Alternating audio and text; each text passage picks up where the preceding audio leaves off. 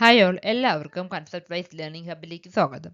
ഇന്നത്തെ ക്ലാസ്സിൽ നമ്മൾ unit 2 forms of business organisation എന്ന ചാപ്റ്ററിലെ റിവിഷനാണ് നമ്മൾ നോക്കാൻ പോകുന്നത്.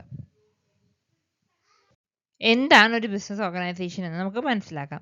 ഒരു ബിസിനസ് എങ്ങനെ ഉടമസ്ഥയിലാക്കണം, എങ്ങനെ നടത്തണം, എങ്ങനെ നിയന്ത്രിക്കണം എന്നതുമായി ബന്ധപ്പെട്ട് ഒരു ക്രമീകരണമാണ് ബിസിനസ് ഓർഗനൈസേഷൻ. ഒരു ബിസിനസ് തുടങ്ങുന്നതിൻ്റെ പ്രധാന ലക്ഷ്യം എന്താണ്? പ്രോഫിറ്റ് ആണ് അല്ലേ? അതിനോടൊപ്പം എന്താണ്? കസ്റ്റമേഴ്സ് നീഡ് സാറ്റിസ്ഫാക്ഷനും കൂടെ നമ്മൾ ഉറപ്പ് വരുത്തണം. അപ്പം നമ്മളൊരു ഓർഗനൈസേഷൻ രണ്ട് തരമായിട്ട് ഒരു ബിസിനസ് ഓർഗനൈസേഷൻ നമുക്ക് ക്ലാസിഫൈ ചെയ്യാം. പ്രൈവറ്റ് സെക്ടർ എന്നും പബ്ലിക് സെക്ടറും.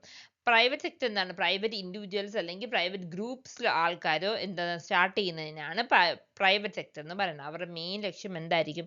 പ്രോഫിറ്റ് ആയിരിക്കും. അവർ പ്രൈവറ്റ്ലി ആയിരിക്കും ഇന്ന് ക്യാപിറ്റൽ റേസ് ചെയ്യുന്നത്. അവരുടെ ഗവൺമെൻറ് ഇൻ്റർഫിയറൻസ് വളരെ കുറവായിരിക്കും.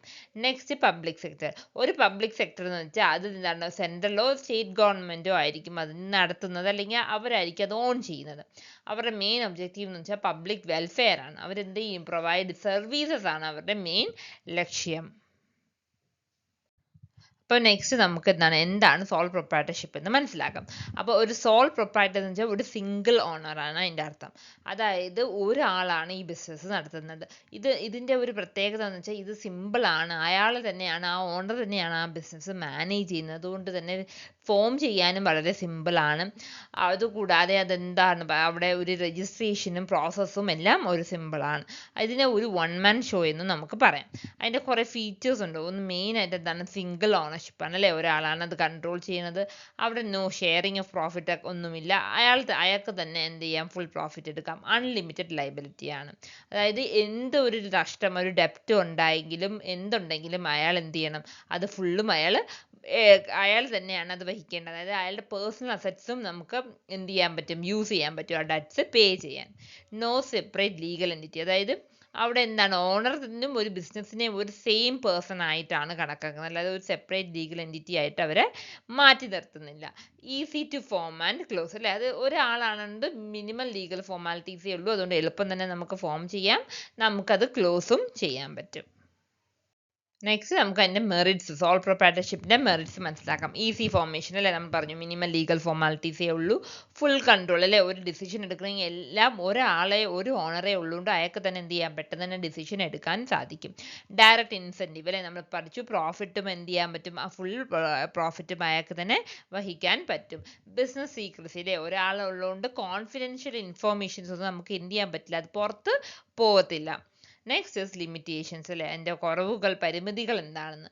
ലിമിറ്റഡ് ക്യാപിറ്റൽ അല്ലേ? ഒരാൾ മാത്രമേ ഉള്ളൂ. അതുകൊണ്ട് തന്നെ ആ ക്യാപിറ്റൽ റേസ് ചെയ്യുന്നത് വളരെ കുറവായിരിക്കും. കാരണം ആ ഒരാൾക്ക് റേസ് ചെയ്യുന്ന ക്യാപിറ്റൽ മാത്രമേ ആ ബിസിനസ്സിലേക്ക് കൊണ്ടുവരാൻ സാധിക്കുള്ളൂ.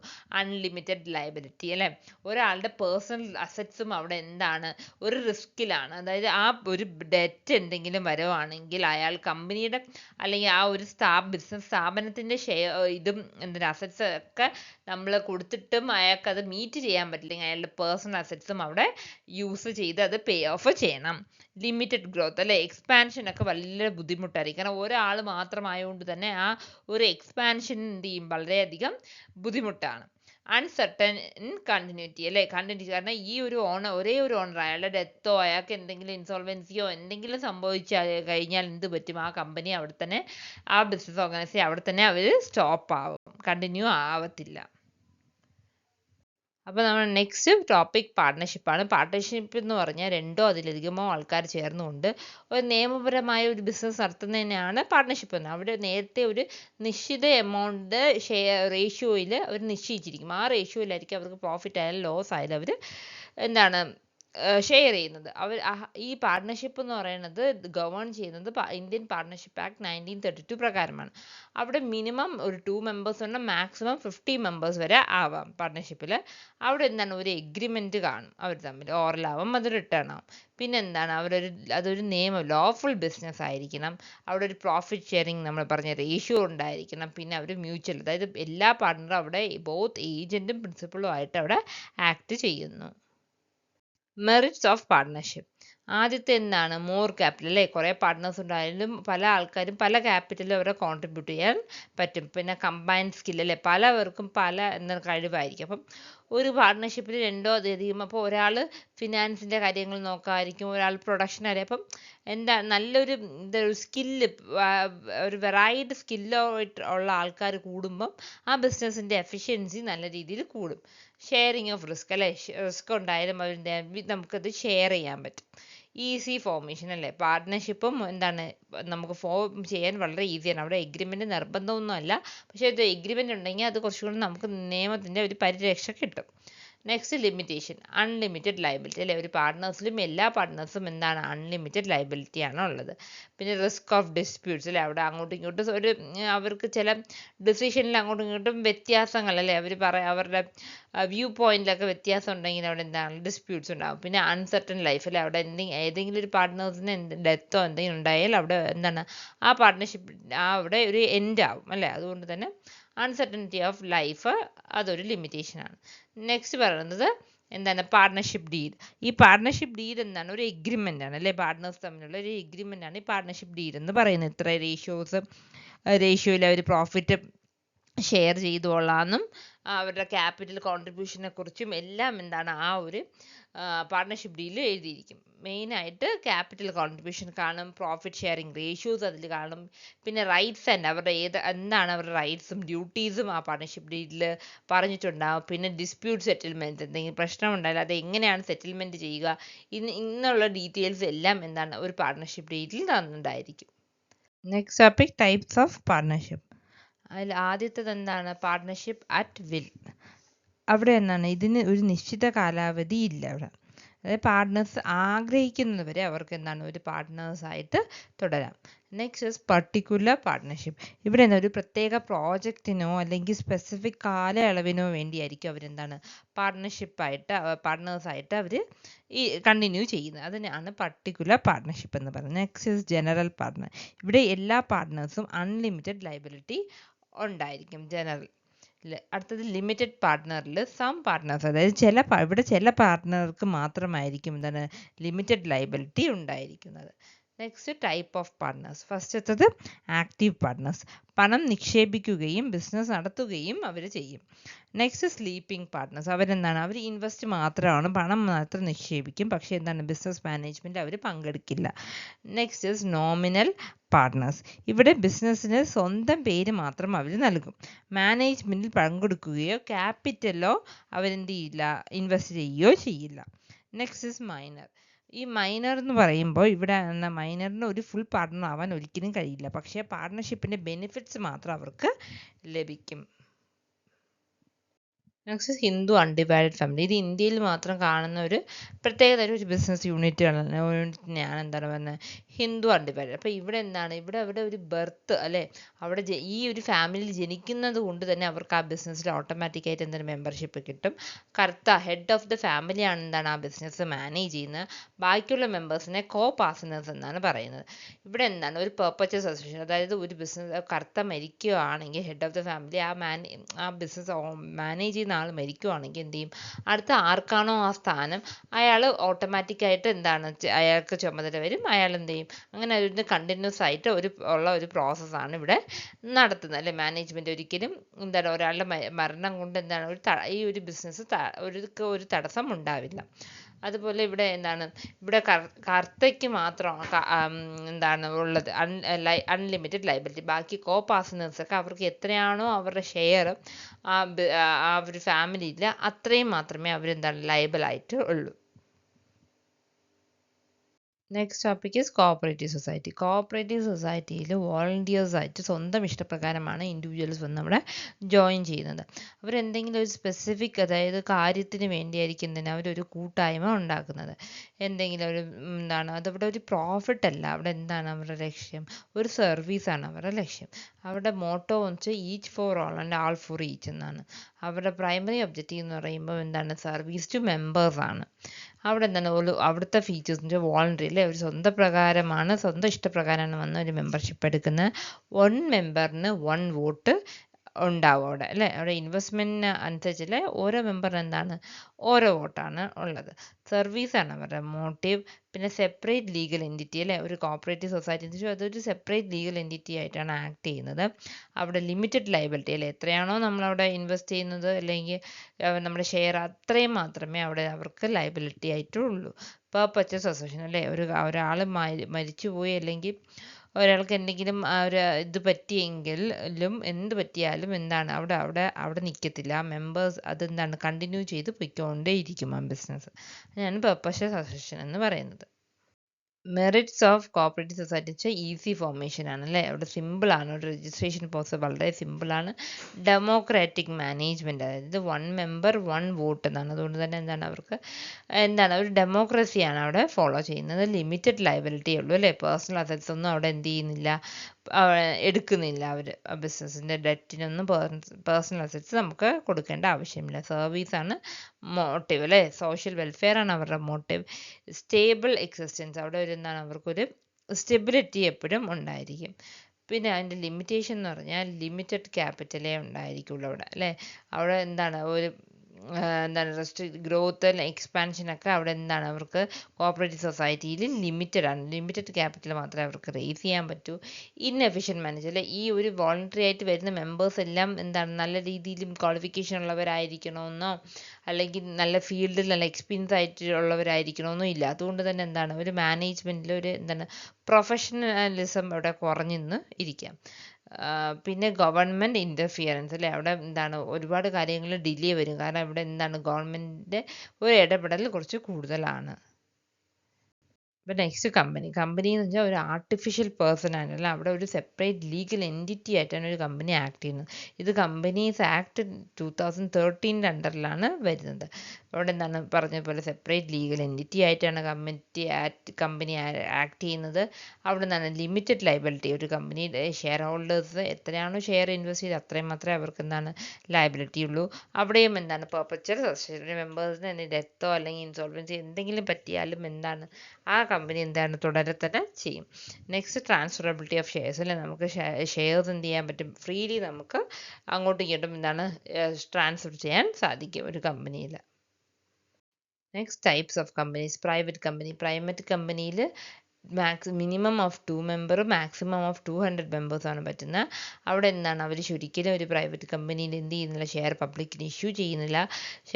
ഒരിക്കലും ഷെയർ സ്റ്റോക്ക് എക്സ്ചേഞ്ച് മാർക്കറ്റിൽ ഷെയർസ് ലിസ്റ്റ് ചെയ്യാനും അവർക്ക് പറ്റില്ല. പബ്ലിക് കമ്പനി അവിടെ എന്താണ് മിനിമം ഓഫ് 7ഉം മാക്സിമം ലിമിറ്റ് അവിടെ ഇല്ല. അവിടെ എന്താണ് അവർ ഷെയർ പബ്ലിക്കിന് കൊടുക്കാനും ലിസ്റ്റ് ചെയ്യാനുമുള്ള അധികാരം അവർക്കുണ്ട്. നെക്സ്റ്റ് 1 പേഴ്സൺ കമ്പനി, ആ പേര് പോലെ തന്നെ എന്താ 1 പേഴ്സൺ ആണ്, അത് ഒരു മെമ്പറേ ഉണ്ടാവും. അവിടെ സെപ്പറേറ്റ് ലീഗൽ എൻറ്റിറ്റി ആയിട്ടാണ് ആ കമ്പനി ആക്ട് ചെയ്യുന്നത്. അവിടെ ലിമിറ്റഡ് ലയബിലിറ്റിയേ ഉള്ളൂ. സ്യൂറ്റബിൾ ഫോർ സ്മോൾ എൻ്റർപ്രിനേഴ്സിനാണ് ഇത് കൂടുതലും സ്യൂറ്റബിൾ. 1 പേഴ്സൺ കമ്പനി, ഒരാളായിരിക്കും മാനേജ് ചെയ്യുകയും ഡയറക്ടറും എല്ലാം ആ 1 പേഴ്സൺ ആണ്. Next topic stages of company formation. അതിൽ ആദ്യത്തെ സ്റ്റേജ് പ്രമോഷൻ. ഇതാണ് ബിസിനസ്സിൻ്റെ എന്താണ് ഒരു ഇനിഷ്യൽ സ്റ്റേജ് എന്ന് പറഞ്ഞാൽ ഇവിടെയാണ് ഐഡിയ ജനറേറ്റ് ചെയ്യുന്നതും ഒക്കെ ഈ പ്രൊമോഷൻ സ്റ്റേജിലാണ് ചെയ്യുന്നത്. ബിസിനസ് ഐഡിയ കണ്ടെത്തുകയും കമ്പനി തുടങ്ങാനുള്ള പ്രാഥമിക തയ്യാറെടുപ്പുകൾ നടത്തുന്നതുമാണ് ഈ പ്രൊമോഷൻ എന്ന് പറയുന്ന സ്റ്റേജ്. Next is incorporation. ഇവിടെ എന്താണ് കമ്പനി രജിസ്റ്റർ ചെയ്യുകയാണ് ചെയ്യുന്നത് അല്ലേ. അവിടെ എന്താണ് ഒരു കമ്പനി രജിസ്റ്റർ ചെയ്തിട്ട് നമുക്ക് എന്താണ് സർട്ടിഫിക്കറ്റ് ഓഫ് ഇൻകോർപ്പറേഷൻ ലഭിക്കുന്നു. Next is capital subscription. ഇവിടെ എന്താണ് ക്യാപിറ്റൽ നമ്മൾ റേസ് ചെയ്യുകയാണ് അല്ലേ. നമ്മൾ ആൾക്കാർക്ക് പബ്ലിക്കിലേക്കും എന്താണ് ഈ ഷെയർസ് കൊടുത്തിട്ട് അവരുടെ കയ്യിൽ നിന്ന് എന്താണ് ഷെയർസ് നമ്മൾ ഇഷ്യൂ ചെയ്ത് പൈസ ശേഖരിക്കുകയാണ് ഈ ക്യാപിറ്റൽ സബ്സ്ക്രിപ്ഷൻ പീരീഡിൽ നമ്മൾ ചെയ്യുന്നത്. ഇപ്പം നമ്മളിവിടെ ക്യാപിറ്റലൊക്കെ നമുക്ക് ആവശ്യത്തിലെല്ലാം ക്യാപിറ്റലും കറക്റ്റായിട്ട് ആയെങ്കിൽ നമ്മൾ അടുത്ത് എന്ത് ചെയ്യും, ബിസിനസ് ഒറിജിനലി സ്റ്റാർട്ട് ചെയ്യും. അതാണ് കമൻസ്മെൻറ്റ് ഓഫ് ബിസിനസ്. എല്ലാ നിയമങ്ങളും നടപടികളും പൂർത്തിയായ ശേഷം എന്ത് ചെയ്യും, കമ്പനി ഔദ്യോഗികമായിട്ട് നമ്മൾ എന്ത് ചെയ്യും, സ്റ്റാർട്ട് ചെയ്യും. അതാണ് commencement of business. Next topic choosing the right form of business organization അല്ലേ. അപ്പോൾ എങ്ങനെയാണ് നമ്മളൊരു ഏത് ബിസിനസ് ഓർഗനൈസേഷൻ ആണെന്ന് നമ്മൾ എങ്ങനെ ചൂസ് ചെയ്യുന്നത്, അതിൽ പല ഫാക്ടേഴ്സ് നമ്മൾ എന്താണ് നോക്കിയിട്ടാണ് നമ്മൾ ചൂസ് ചെയ്യാറില്ല. അതിൽ ആദ്യത്തെ ക്യാപിറ്റൽ എത്രയാണോ ക്യാപിറ്റൽ റിക്വയർമെൻറ്റ് അതനുസരിച്ചാണ് നമ്മളൊരു ബിസിനസ് ഓർഗനൈസേഷൻ സ്റ്റാർട്ട് ചെയ്യുന്നില്ല. ചെറിയൊരു ക്യാപിറ്റൽ മതിയെങ്കിൽ സോൾ പ്രൊപ്രൈറ്റർഷിപ്പ് മതിയാവും. പക്ഷെ ഒരു വലിയൊരു ക്യാപിറ്റൽ റേസ് ചെയ്യണമെന്നുണ്ടെങ്കിൽ എന്താണ് കമ്പനിയാണ് ഏറ്റവും അനുയോജ്യമായത് അല്ലേ. നെക്സ്റ്റ് ഡിഗ്രി ഓഫ് കൺട്രോൾ അല്ലേ. ഇപ്പോൾ ഒരാൾ നമുക്ക് തന്നെ ഫുൾ കൺട്രോൾ വേണമെങ്കിൽ അവിടെ എന്താണ് നല്ലത്, ഒരു സോൾ പ്രൊപ്രൈറ്റർഷിപ്പാണ് നല്ലത് അല്ലേ. അല്ല കുഴപ്പമില്ല, നമുക്ക് കൺട്രോൾ വേണ്ട എന്നുണ്ടെങ്കിൽ നമുക്ക് എന്ത് ചെയ്യാം, വേറെ കമ്പനീസിലോ ഒക്കെ നമുക്ക് നോക്കാം. പക്ഷെ നമ്മുടെ കയ്യിൽ കൺട്രോൾ വേണമെന്നുണ്ടെങ്കിൽ എന്താണ് ഒരു സോൾ പ്രൊപ്രൈറ്റർഷിപ്പാണ് എപ്പോഴും നല്ലത്. നെക്സ്റ്റ് ലയബിലിറ്റി അല്ലേ. നമ്മുടെ ലയബിലിറ്റി അൺലിമിറ്റഡ് ലയബിലിറ്റി ആണ് എന്തോ ഒരു പാർട്ട്ണർഷിപ്പിലും ഒരു സോൾ പ്രൊപ്രൈറ്റർഷിപ്പിലും അല്ലേ. പക്ഷെ ഒരു കമ്പനിയോ ഒരു കോപ്പറേറ്റീവ് സൊസൈറ്റിയോ അവിടെ ലിമിറ്റഡ് ലയബിലിറ്റിയേ ഉള്ളൂ. അപ്പോൾ അതനുസരിച്ച് നമുക്ക് എന്ത് ചെയ്യാം, ഒരു ബിസിനസ് ഫോം സെലക്ട് ചെയ്യാം. കണ്ടിന്യൂറ്റി അല്ലേ. ഒരു പാർട്ട്ണർഷിപ്പിലായാലും സോൾ പ്രൊപ്രൈറ്റർഷിപ്പിലായാലും അവിടെ എന്താണ് ഒരു കണ്ടിന്യൂറ്റി ഇല്ല അല്ലേ. അപ്പം അതനുസരിച്ചും നല്ല കണ്ടിന്യൂ ആയിട്ട് പോകേണ്ട ബിസിനസ് ആണെങ്കിൽ നമുക്ക് എന്ത് ചെയ്യാം, കമ്പനി HUF അല്ലെങ്കിൽ കോപ്പറേറ്റീവ് സൊസൈറ്റീസിലോട്ട് നമുക്ക് തിരഞ്ഞെടുക്കാൻ പറ്റും. അപ്പോൾ അതനുസരിച്ചും ആ ഫാക്ടറും നമ്മൾ എന്ത് ചെയ്യുക, ഒരു ചൂസ് ചെയ്യുമ്പോൾ ഒരു form of business organisation choose ചെയ്യുമ്പോൾ അതിനെ എന്ത് ചെയ്യും, സ്വാധീനിക്കുന്നു. നെക്സ്റ്റ് ലീഗൽ ഫോർമാലിറ്റീസ് അല്ലേ. ഒരു പ്രൊപ്രൈറ്റർഷിപ്പ് കാരണം ഈസി ആയിട്ട് നമുക്ക് ഫോം ചെയ്യാൻ പറ്റും. പക്ഷെ ഒരു കമ്പനിയൊക്കെ എന്താണ് അതിൻ്റെ രജിസ്ട്രേഷനൊക്കെ ഇത്തിരി ടൈം പ്രോസസ്സാണ്. അപ്പോൾ അതനുസരിച്ച് നമുക്ക് സെലക്ട് ചെയ്യാൻ പറ്റും ഒരു business organisation. Next social objective അല്ലേ. നമുക്കൊരു സോഷ്യൽ ഒബ്ജക്റ്റീവ്സ് ആണ് നമ്മുടെ എയിം എങ്കിൽ നമ്മൾ എന്ത് ചെയ്യും, എപ്പോഴും കോഓപ്പറേറ്റീവ് സൊസൈറ്റിയാണ്. അല്ല പ്രോഫിറ്റ് ആണെങ്കിൽ നമ്മൾ എന്ത് ചെയ്യും, അല്ലാത്ത സോൾ പ്രൊപ്രൈറ്റർഷിപ്പ് ആയാലും പാർട്ട്ണർഷിപ്പ് ആയാലും എന്ത് വേണമെങ്കിലും നമുക്ക് തുടങ്ങാൻ പറ്റും. അപ്പോൾ അതനുസരിച്ചും നമുക്ക് എന്ത് ചെയ്യാൻ പറ്റും, ഏതാണ് ബിസിനസ് ഓർഗനൈസേഷൻ എന്നും സെലക്ട് ചെയ്യാൻ പറ്റും. അപ്പോൾ ഇതൊക്കെയാണ് ഈ ബേസിക് ഫാക്ടേഴ്സ് നമ്മളൊരു ബിസിനസ് ചൂസ് ചെയ്യുന്നത്, ഏത് ബിസിനസ് ഓർഗനൈസേഷനാണ് വേണ്ടതെന്ന് സെലക്ട് ചെയ്യാനുള്ള ബേസിക് ഫാക്ടേഴ്സ്. അപ്പോൾ different types of business organization നമുക്ക് കമ്പയർ ചെയ്യാം. അതിൽ ആദ്യത്തേത് sole proprietorship. Sole proprietorship formation എന്താണ്, വളരെ ഈസിയാണ്. അവിടെ ലയബിലിറ്റി എന്താണ്, അൺലിമിറ്റഡ് ലയബിലിറ്റിയാണ് അവിടുത്തെ ഓണേഴ്സിന് ഉള്ളത്. അവിടെ മാനേജ്മെൻറ്റ് ആരാണ് നടത്തുന്നത്, ആ ഓണർ തന്നെയാണ് ഒരു സോൾ പ്രൊപ്രൈറ്റർഷിപ്പിൽ മാനേജ് ചെയ്യുന്നത്. നെക്സ്റ്റ് കണ്ടിന്യൂറ്റി അല്ലേ. ഇവിടെ ഒരു കണ്ടിന്യൂറ്റി ഇല്ല, അയാൾ ഡെത്തോ അയാൾ ഇൻസോൾവൻസി എന്തെങ്കിലും സംഭവിക്കുന്നത് അവിടെ എന്താണ് ആ ഒരു ബിസിനസ് അവിടെ ക്ലോസ് ആവുകയാണ് ചെയ്യുന്നത്. അവരുടെ ഒബ്ജക്റ്റീവ് എന്താണ്, പ്രോഫിറ്റ് ആണ് ഒരു സോൾ പ്രൊപ്രൈറ്റർഷിപ്പിൻ്റെ ഒബ്ജക്റ്റീവ്. Next partnership. അവിടെയും എന്താണ് ഫോർമേഷൻ വളരെ ഈസിയാണ്. അവിടെയും ലയബിലിറ്റി എന്താ അൺലിമിറ്റഡ് ലയബിലിറ്റി ആണുള്ളത്. അവിടെ മാനേജ്ഡ് ബൈ പാർട്ട്നേഴ്സാണ് അവിടെ മാനേജ് ചെയ്യുന്നത്. കണ്ടിന്യൂറ്റി എന്താണ്, ഒരു ലിമിറ്റഡ് ആണ് അല്ലേ. ലിമിറ്റഡ് ആണ്, നമ്മൾ ഏത് എഗ്രിമെൻ്റ് ആണ് വയ്ക്കുന്നത് അതനുസരിച്ചായിരിക്കും കണ്ടിന്യൂറ്റി ഉണ്ടാവുക. പിന്നെ അവിടെയും എന്താണ് പാർട്ട്ണർഷിപ്പിലും മെയിൻ ഒബ്ജക്റ്റീവ് പ്രോഫിറ്റ് ആണ്. നെക്സ്റ്റ് HUF ഫോർമേഷൻ എന്ന് വെച്ചാൽ ബൈ ബർത്ത്, നമ്മൾ ആ ഫാമിലി ജനിക്കുന്നതോടുകൂടി തന്നെ നമുക്ക് അവിടെ മെമ്പർഷിപ്പ് കിട്ടും. അവിടെ ലയബിലിറ്റി എന്താണ്, അൺലിമിറ്റഡ് ലയബിലിറ്റി കർത്തയ്ക്കാണുള്ളത്. കോ പാസേഴ്സിന് ലിമിറ്റഡ് ലയബിലിറ്റിയാണ് ഉള്ളത്. മാനേജ് ചെയ്യുന്ന ആരാണ്, കർത്തയാണ് മാനേജ് ചെയ്യുന്നത്. കണ്ടിന്യൂസ് ആണല്ലേ. ഒരിക്കലും ഒരാൾ ഒരു കർത്ത മരിച്ചു എന്ന് പറഞ്ഞാൽ അവിടെ ബിസിനസ് നിൽക്കില്ല. വീണ്ടും അടുത്ത ആരാണോ അതിൻ്റെ ലീഗലായിട്ട് ആരാണോ അത് ഏറ്റെടുക്കേണ്ടത് അവർക്കത് കൈമാറും അല്ലേ. അതുപോലെ ഒബ്ജക്റ്റീവ് എന്താണ്, ഫാമിലി ബെനിഫിറ്റ്സ് ആണ് ഒരു HUF ഫാമിലി ബിസിനസ്സിൻ്റെ ഒബ്ജക്റ്റീവ്. നെക്സ്റ്റ് കോഓപ്പറേറ്റീവിൽ ഫോർമേഷൻ എന്ന് വെച്ചാൽ ഒരു രജിസ്ട്രേഷൻ വഴിയാണ് നടത്തുന്നത്. അവിടെ ലയബിലിറ്റി എന്താണ്, ലിമിറ്റഡ് ലയബിലിറ്റി ഉള്ളൂ. നമ്മൾ എന്താണ് ഇൻവെസ്റ്റ് ചെയ്യുന്നത് അതിന് മാത്രമേ നമുക്ക് ലയബിലിറ്റി ഉള്ളൂ. അവിടെ മാനേജ്മെൻറ്റ് എന്ന് പറയുന്നത് ഏതാണ്, മാനേജിങ് കമ്മിറ്റി, ഒരു സെലക്ട് ചെയ്ത മാനേജിങ് കമ്മിറ്റിയാണ് അവിടെ മാനേജ്മെൻറ്റ് നടത്തുന്നത്. അവിടെ കണ്ടിന്യൂറ്റി ഉറപ്പായും കാണും. കാരണം ഏതെങ്കിലും ഒരു മെമ്പറിന് എന്തെങ്കിലും പറ്റിയെന്ന് പറഞ്ഞാൽ ഒരിക്കലും അതെന്താണ് നമ്മൾ നിൽക്കില്ല, അതൊരു കണ്ടിന്യൂസ് പ്രോസസ്സായിട്ട് കണ്ടിന്യൂ ചെയ്തുകൊണ്ടേ പോകും. അവിടുത്തെ ഒബ്ജക്റ്റീവ് എന്താണ്, സർവീസാണ് ഒരു കോഓപ്പറേറ്റീവ് സൊസൈറ്റിയുടെ ഒബ്ജക്റ്റീവ്. നെക്സ്റ്റ് കമ്പനി അല്ലേ. അവിടെ ഫോർമേഷൻ എന്താ, രജിസ്ട്രേഷൻ വഴി നമ്മൾ ലീഗലി എന്താണ് രജിസ്ട്രാറിൽ പോയി രജിസ്റ്റർ ചെയ്താണ് അവിടെ ഫോർമേഷൻ നടത്തുന്നത്. അവിടെ ലയബിലിറ്റി എന്താണ്, ലിമിറ്റഡ് ആണ്. ഷെയർ ഹോൾഡേഴ്സിന് എത്രയാണോ ഇൻവെസ്റ്റ് ചെയ്ത് അത്രയും മാത്രമേ അവർക്ക് ലയബിലിറ്റി ഉള്ളൂ. അതുപോലെ മാനേജ്മെൻറ്റ് അവിടെ ആരാണ് നടത്തുന്നത്, ബോർഡ് ഓഫ് ഡയറക്ടേഴ്സ് അല്ലേ. എലക്ട് ചെയ്ത ബോർഡ് ഓഫ് ഡയറക്ടേഴ്സാണ് അവിടെ നടത്തുന്നത്.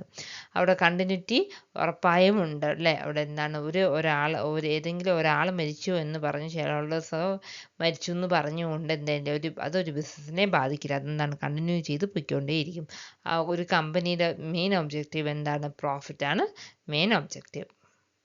ഇന്നത്തെ ക്ലാസ് നിങ്ങൾക്ക് എല്ലാവർക്കും ഉപകാരപ്പെട്ടെങ്കിൽ please like, share and subscribe to concept wise learning hub, clear concept for smarter study. എന്തെങ്കിലും ഡൗട്ട് ഉണ്ടെങ്കിൽ നിങ്ങൾ കമൻറ്റ് ചെയ്യുക. Thank you for watching. See you in next class.